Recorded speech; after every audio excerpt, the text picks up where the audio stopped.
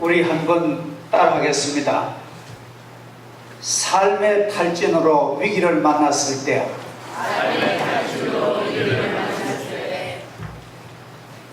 우리가 세상을 살다 보면은 우리 육신과 우리 영혼이 지치고 탈진 상태를 혹시 만날 때가 있습니다. 이러한 때에 이 인생의 위기를 우리가 어떻게 돌파할까? 오늘 하나님의 말씀을 통하여 그 놀라운 해답을 얻고 세임받는 기회가 되기를 주 이름으로 축복합니다. 갈멜산의 당당한 승리자 엘리야 선지자는 인간적인 좌절과 삶의 탈진 상태를 견디기가 너무나도 힘든 약한 그도 인간이었습니다. 포악한 왕비 이세벨의 칼날을 피하여 광야에서 헤매는 처지가 되었고, 차라리 하나님 사는 것보다가 죽어버리는 것이 낫겠다고 한탄을 쏟아내는 참혹한 그런 선지자의 모습입니다. 오늘 본문 말씀 4절에 보니 자기 자신은 광야로 들어가 하룻길쯤 한 로뎀 나무 아래 앉아서 자기가 죽기를 원하여 이르되, 여호와여 넉넉하오니 지금 내 생명을 거두소서. 나는 내 조상들보다 낫지 못함이니이다. 우리도 연약한 사람이기 때문에 때로는 예기치 못한 삶의 위기를 만날 때가 있습니다. 가파른 삶의 여정에서 힘이 들고 어려워서 탈진한 상태에서 로뎀나무 아래 주저앉아 눈물을 흘리고 차라리 죽는 것이 낫지 않겠는가라고 하는 인생의 리스크가 올 때가 있습니다. 우리 가운데 우리 모두 같이 겪습니다만 지난 한 주간은 매일매일 35~6도가 넘는 폭염이 기승을 부리는 그런 일기였고, 또 우리 가운데 어떤 이는 무서운 질병의 힘든 터널 속에서 앞이 캄캄한 그런 형편을 헤매는 사람도 있습니다. 또는 어떤 분은 심한 경제적인 곤경과 압박 때문에 견디기 어려운 나날을 그렇게 보내는 이도 계실 것입니다. 또 가족에 당한 사고와 불행 때문에 슬픈 눈물을 흘리는 그런 분도 있을 것입니다. 지난 7월 7일 미국 샌프란시스코 우리 한국 아시아나 여객기가 충돌 참사로 인하여 아까운 고등학생 두 딸을 잃어버린 중국의 그 가족들이 얼마나 마음이 아플 것이며, 그 비행기 여승문으로서 외국까지 와서 캄보디아 여승문 시립TV라는 아가씨는 의식도 회복하지 못하고 병원에 누워있는 상태입니다. 이런 가족들은 날벼락이 아닙니까? 사람은 지치고 불안한 삶의 현장에서 당하는 위기가 그 정신까지 얼마나 큰 영향을 미치는지 모릅니다.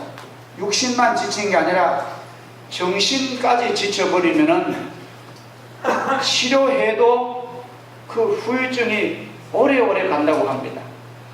오늘 본문 성경 말씀은 이러한 인간의 그런 지친 상태를 어떻게 치료해 나가며 동시에 그 문제의 해결책이 어디 있으며, 답은 바로 미리 말씀드리지만도 하나님의 사랑의 어루만지심과 하나님의 돌봐주심과 값없이 주시는 하나님의 은혜가 그 지친 피로를 해결하는 해답임을 우리 성경은 분명히 가르쳐줍니다. 뜨거운 중동 광야에서 자라난 로뎀나무 그늘을 제공해 주신 하나님은 당신의 천사를 보내셔서 탈진 상태에 누워 자고 있는 엘리야 선지자를 깨우시고 어루만지시고, 오늘 본문 짤막한 본문에 하나님의 어루만지신다며 2번이나 계속 나옵니다. 구운 떡과 물 한 병을 주시면서 먹고 마시라 위로하시는 하나님의 그 사랑이 나타나십니다. 엘리야야, 너는 먹고 힘을 내어야 해. 너의 길을 그래야 갈 수 있어. 너는 앞으로 아름다운 꿈이 있는 사람이야. 나의 계획을 너를 통하여 이룰 수 있다면 너는 힘을 얻어야 해. 하나님이 이렇게 구체적으로 위로하시고 권고하시는 하나님의 그 인내의 말씀을 우리는 보고 듣고 있습니다. 그리하여 셈을 얻은 엘리야는 그가 목적하는 곳 호렙산까지 40일 만에 당도하게 됩니다. 호렙산은 어떤 산입니까? 옛날 모세가 백성을 이끌고 나올 때에 40일 동안 그 산에 머물면서 하나님의 은혜를 입었던 축복의 산입니다. 이 호렙산은 오늘로 말하면은 하나님의 거룩한 산성인 교회를 가리킵니다. 교회는 하나님을 만나는 곳입니다. 여기 우리는 사람 만나러 오는 것이 아닙니다. 여기는 무슨 얘기하러 오는 곳이 아닙니다. 여기는 주님 만나는 호렙산입니다. 우리가 하나님을 만나면은 모든 사람도 다 의미가 있지만도 하나님을 못 만난 인생은 우리의 모든 인간관계가 큰 의미가 없다는 것입니다. 자, 우리는 하나님은 오늘 이 말씀에서 약하고 지친 자를 일으켜 주시는 하나님으로 이렇게 나옵니다. 하나님은 어떤 하나님입니까? 하나님은 연약한 사람을 일으켜 주시고 지친 영혼을 소생시키시는 그런 하나님으로 이게 나타납니다. 믿음으로 살았던 지난날을 하나님은 참작하십니다. 히스기야 왕이 병들어 죽게 되었을 때 눈물의 기도를 합니다. 얼굴을 벽으로 향하고 눈물을 흘리며 여호와여, 나의 지난날 정직하고 순전하게 살았던 내 과거를 기억해 달라고 기도하는데 하나님은 오냐? 내가 너의 과거를 기억하고 너의 앞길을 제시하겠다고. 하나님은 우리의 과거를 사랑하시고 우리의 선한 행적을 하나님께서는 축복의 재료로 삼으시는 줄 믿습니다. 사람은 약한 존재입니다. 때때로 인간은 강한 것 같지만 그런 사람은 좌절하고 탈진하여 주저앉을 때가 있습니다. 엘리야 선지자에게서 바로 이런 모습 보게 됩니다. 갈멜산에서 850여 되는 바알가세라 선지자들을 상대로 통쾌한 승리를 거둔 엘리야였지만 그러나 포악한 왕비 이세벨의 죽이겠다는 위협 때문에 갑자기 엘리야는 용기는 다 사라지고 불안과 공포에 떨면서 광야로 도망을 가게 됩니다. 로뎀 나무 아래서 하나님을 원망하면서 이제 나는 죽기를 원하는 절망적인 고백을 합니다. 하나님, 이제 나는 더 바랄 것이 없습니다. 나의 목숨을 거두어 주시옵소서. 나는 내 조상보다 조금 더 나을 것이 없습니다. 라는 원망과 좌절을 그는 하고 있습니다. 얼마나 힘들었겠습니까? 엘리야 같은 위대한 선지자도 이렇거늘 하물며 평범한 우리야 말할 것도 없습니다. 처음에는 잘 되는 것 같아서 괜찮았지만도 어려움이 몰아치니까 탈진하고 좌절하는 것이 우리 인생의 연약한 모습입니다. 요전에 우리 한국 여자 골퍼 박인비 선수 여러분 기억하시죠? 지난 7월 1일 날 US 여자 오픈에서 우승하고 미국 여자 골프 LPGA에서 메이저 대회에서 연속 3승을 달성하였습니다. 세계 골프 역사상 63년 만의 쾌거입니다. 미국과 세계 언론은 이 박인비 선수의 3연승을 대서 특별을 합니다. 우리나라 박 대통령이 축전을 보냅니다. 거기에 그 뉴스의 내용이 이렇습니다. 필드에서 무표정하게 한 홀 한 홀 점령해 가는 한국인 골퍼 박인비 선수에게 침묵의 암살자 샬런트 아시안신이라는 별명을 붙여줍니다. 실로 놀라운 세계적인 쾌거입니다. 박인비 선수에게도 그 과거를 보니까 2008년 7월 달에 US 여자 오픈대회 데뷔를 한 이후에 4년 동안 긴 슬럼프가 찾아옵니다. 얼마나 고통스럽고 얼마나 응답했든지 그는 이렇게 말합니다. 그 박인비 선수 어머니 김성자 씨가 전한 말이 하면은 시도 때도 없이 엄마 나 골프 그만둘 거야. 나 골프 치는 게 불행해. 그렇게 말을 하더라고요. 그리고 엄마 아무리 해도 점점 더 안 되는 걸 어떻게 해? 티박스에 올랐으면은 공포가 음습해서 공을 칠 수가 없고 공만 치면 옆으로 가고 또 치면 옆으로 가고 또 치면 숲으로 가버리고 견딜 수가 없다는 겁니다. 차라리 조그마한 포장마차를 하는 게 행복하지 나 골프 그만할 거야. 이러한 슬럼프가 세계적인 선수에게 4년간 있었다. 그래서 그 엄마가 할 수 없어가지고 그 최고 수준 밑에 그 다음 2부 리그인 일본 JLPGA로 옮겼습니다. 옮겨가지고 그보다 실력 못하는 선수라고 계속 게임하고 그러니까 뭐 할 것도 없지. 이기고 그 낮은 자리에서부터 승리를 습관하고 그때 아주 중요한 친구를 만났대요. 남기업이라는 스윙 선수를 만나서 그에게 기술만 아니라 인생의 고난을 배우고 또 믿음을 배우고 그렇게 해서 일어서서 금년 7월 1일 날 세계적인 그런 유명한 선수가 된 것을 우리는 뉴스를 통해 보고 알 수 있습니다. 만약 박인비 선수가 그때 그 슬럼프에 좌절했더라면 아무것도 남지 않습니다. 위기를 당할 때 우리가 어떻게 하고 오늘 성경은 당분간 그 자리를 떠나라고 말합니다. 오늘 엘리야 선지자가 이세벨 근처에 있었으면 죽습니다. 당분간, 영원이 아니라 당분간 이세벨의 칼날을 피하여 도망가라고 하나님은 긍정하십니다. 우리도 선악과 나무 밑에만 곧장 맴돌면 큰 위해를 당합니다. 엘리야 선지자 40일 동안 떠남은 회복을 가져온 중요한 계기가 되었다는 것입니다. 완전히 떠나는 것이 아닙니다.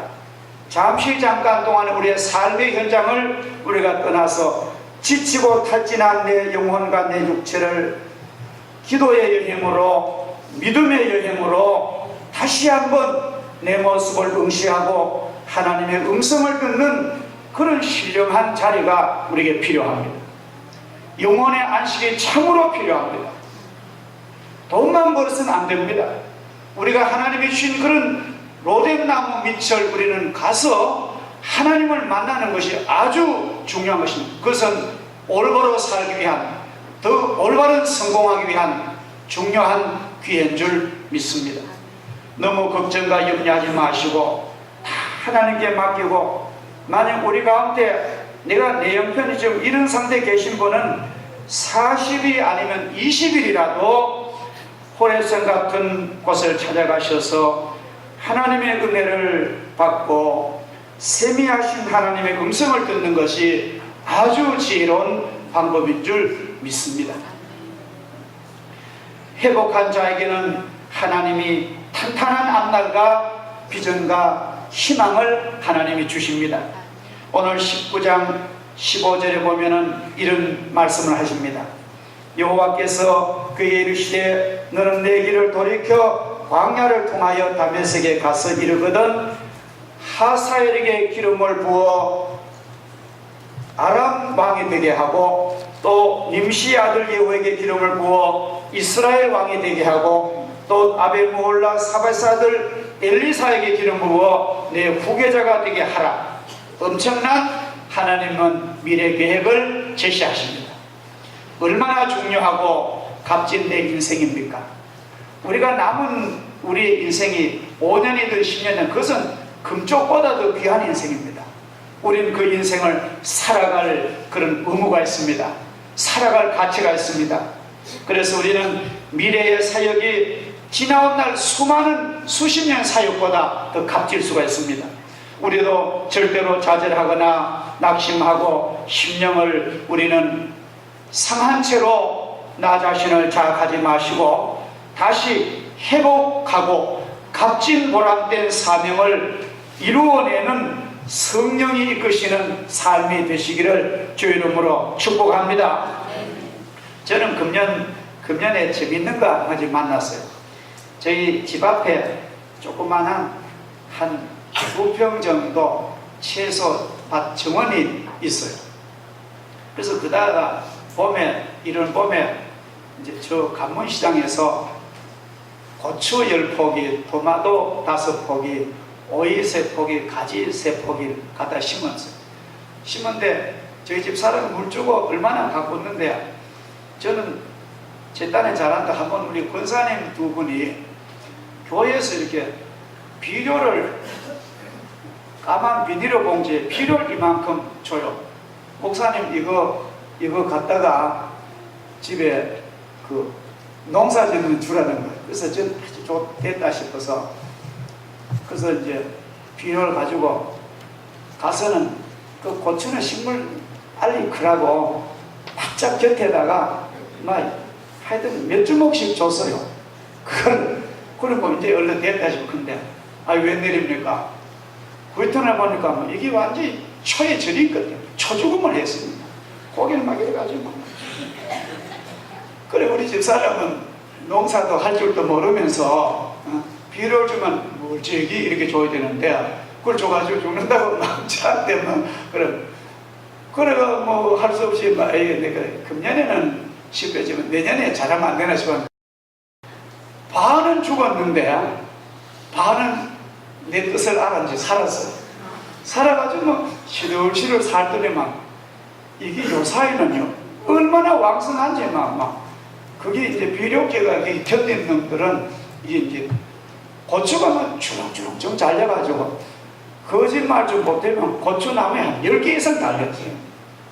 가지로 그래. 동네 사람이 오면서 하면 그래. 동네 사람 알거든. 목사님 도대체 어떻게 농사 지어가지고 이렇게 잘하는 거예요. 비료 팍 쳐가지고 죽었다는 말을 못하고 다 우리 기술이 있어 그렇다고 그런 얘기를 하고 있습니다. 여러분, 사람이 탈진해도 일어설 수 있습니다. 하나님의 은혜만 받으면 문제 없습니다. 우리는 하나님이 주신 로뎀 나무가 인간 보기에는 별게 아니에요. 실제 로뎀 나무를 제가 우리 성경 사전가 이걸 찾아보니까 광야에서 자라는 볼품없는 나무입니다. 근데 사실은 우리나라 이런 그늘도 아니에요. 우리 교회가 그렇잖아요. 세상 사람 눈에 보기는 빛과 번쩍한 백화점 같은 거 교회는 보면 로뎀 나무 그늘 정도밖에 안 됩니다. 그러나 하나님의 택한 백성은 그 로뎀 나무 그늘이 내 인생의 활력과 내 영혼에 지친 영혼에게 오늘 찬양처럼 생명의 물을 주는 공급처가 될 줄 믿습니다. 하나님을 만나세요. 하나님의 은혜만 받으면 문제는 해결될 줄 믿습니다. 우리 하나님은 지친 내 영을 다시 회복시켜 주시는 사랑의 하나님이십니다. 우리는 그 사랑을 받고 그 은혜를 받을 자격이 있습니다. 우리는 믿음과 기도의 시간을 내 자신 위하여 가져야 됩니다. 내 자신을 위해서 안식을 가져야 됩니다. 영혼의 쉼을 가져야 됩니다. 하나님이 은혜 줄 만한 그런 기회를 내가 마련해야 됩니다. 우리가 왜 은혜를 못 받습니까? 저는 은혜 못 받는 이유가 여기 있다고 봐요. 사람이 지치면 은혜를 못 받아요. 사람이 무질서하고 마음이 복잡하고 열이 오르고 하면은 하나님 은혜도 귀찮습니다. 못 받아요.